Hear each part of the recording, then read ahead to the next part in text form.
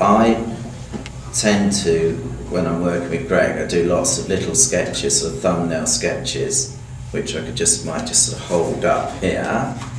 And that's basically a page of the range of whole of Eliza's costumes. Now I think we decided to do Pygmalion in the period, though we decided to sort of use quite a large span between, say, 1905 and the teens, 1912, so when it was written.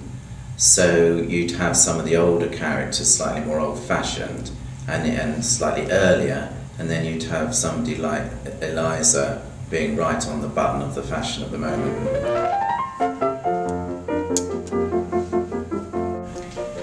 This corset that I've got in front of me is nearly finished. It's for Cush Jumbo, who's playing Eliza Doolittle. So we would start with the corset and the underwear, and we'd have to get that shape absolutely right, and that'd be the first fittings we do, is to actually get the actress into the shape we need her to be. And I sort of rely on the costume department heavily there to sort of create that shape. They're rather brilliant at that. And then we would make a toile out of some spare fabric that's knocking about, that's kind of got the same similar properties to what we're going to make it of finally. And then we'd make it out of the final fabric and do yet another fitting and start laying on bits of trim or anything we need to do to sort of finish it off. Look at hats, look at accessories, look at gloves, shoes and bags and things to go with it.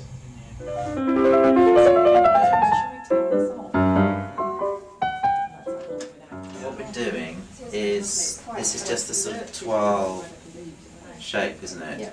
Yeah. It's a day dress, it's quite colourful, it's very, very stylish. She will be the most stylish person in the room when she enters. So this is just a very elegant, beautiful day dress. What have I got? A very important thing to me too was to know who was being cast and to think about the shape and the personality and the person we've got, you know, playing Eliza. That was really, really crucial. And that would help me decide on the shape and the colour of the clothing, you know. And you may think it's strange because I don't put a single colour on my drawings, which is, you know, is my way of having freedom, really. I like to do these sketches that enable us to still keep things open and to move on and experiment, so as I can work with the actor or actress in rehearsals and see what comes out and work with the makers, and so it sort of evolves a bit more. I don't like to do drawings that are saying this is it and this is what you're wearing. I prefer it to be more fluid. I bought these fabrics and they were the starting point for the dress in a way. I mean, the fabrics meet the drawing and the drawings meet the fabric, you know, and it's a kind of balance. And these fabrics influenced how the dress is actually going to be. Alongside my drawings, I do these sort of photographic collages, which are actual research of the period, and they show, well, there's a great example of a flower girl here in Covent Garden, some wonderful examples of dresses of the teens period, 1912, flower girl in Covent Garden, and really these are just a kind of an atmospheric thing for both the director, myself, and the actress, to get a kind of feel of the whole period and a feel of what we're doing. So I use these alongside my drawings and the fabric to create the dresses. This is the first time we see Eliza after Professor Higgins has started creating this new identity for her. So it really has to be a statement dress. And everybody else needs to be very impressed with her and think she's come from the couturiers. And in the movie it would have been the ascot dress. So there's quite a lot of pressure on to make this a major outfit, but in a very chic and subtle way. Each cutter is making 3 dresses. So we have 4 weeks from the start of the show. So they have to schedule 3 and 4 weeks. So you're talking a dress a week virtually. I think that's a fantastic department.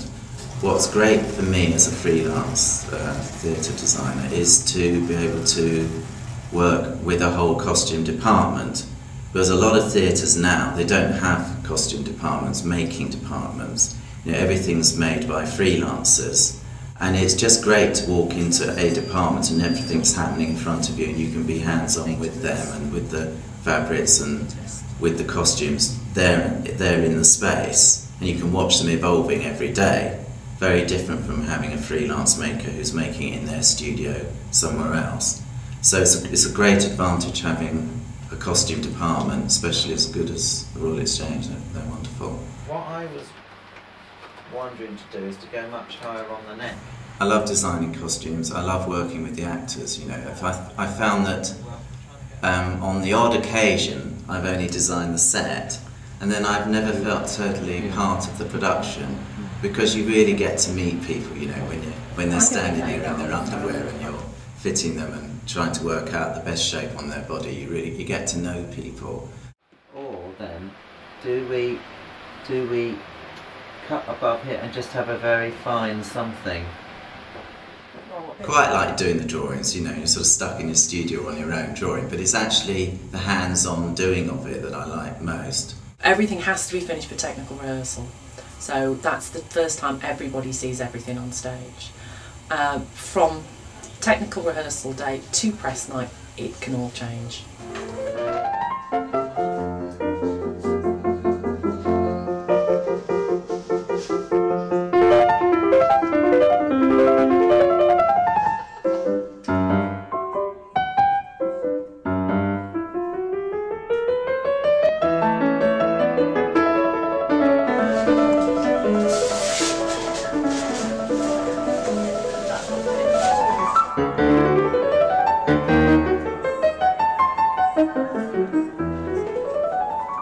To see a drawing being interpreted and created 3-dimensionally on an actor is great when you see it on stage, under lights, in the right setting, doing what it's meant to do, which is create an atmosphere and help a story, as far as I'm concerned.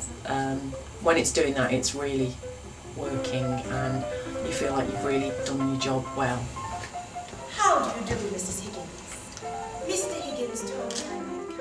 This is the poshest dress I have ever worn on stage. It feels amazing. I mean, the fabrics and the feel of the feel and style and shape of the outfit help you to do the scene and be the character at that point in time. So, but yeah, you feel $1 million walking on a stage in a dress like that. It's something, yeah.